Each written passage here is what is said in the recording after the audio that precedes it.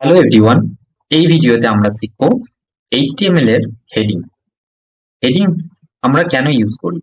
Suppose ভেবে নাও স্কুলের ধরো একটা প্যারাগ্রাফ লিখতে দিয়েছে তোমার টিচার।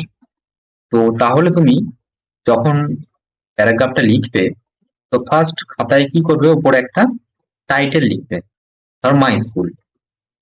তো মাই স্কুলটা লিখলে ওটা এতটাই বড় লিখলে যখন স্যার দেখবেন ওটা, তখন স্যার রিয়েলাইজ করবে যে এটা স্কুলের প্যারাগ্রাফ আছে।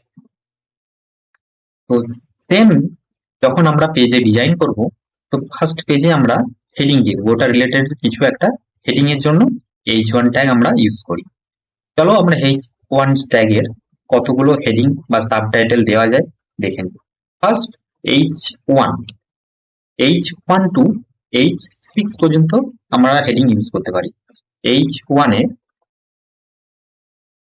হেডিং 1, তো হেডিং 1 আছে। এখানে দেখো হেডিং 1টা, ফার্স্ট ওয়ানটা সব থেকে বড় থাকবে H1, এরপরে থাকবে H2, H1, H2, H3, H4, H5, H6।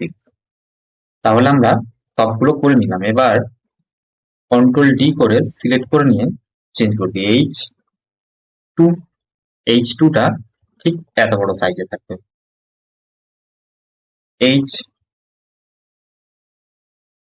H3,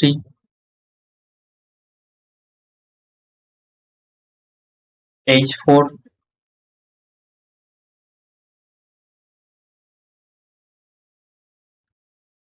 H5,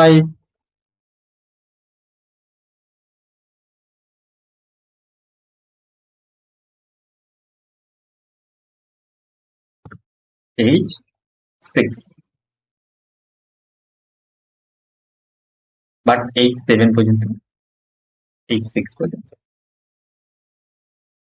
তাহলে আমরা সব থেকে বড় দেখলাম H1 এ H1 ট্যাগ ইউজ করে, আর সব থেকে ছোট দেখলাম H6 ট্যাগ ইউজ করে। তো এইভাবেই আমরা ইউজ করব হেডিং ট্যাগ।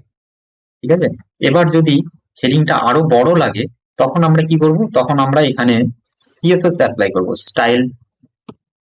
স্টাইল লিখে এখানে ফন্ট সাইজ সাপোজ 7px, তাহলে এটা হেডিংটা অনেক বড় দেখতে লাগবে। তো এইভাবে আমরা হেডিং ইউজ করব। তাহলে আমরা H1 ট্যাগ কোথায় ব্যবহার করব আর কিভাবে ইউজ করব আমরা দেখে নিলাম। Thank you for watching.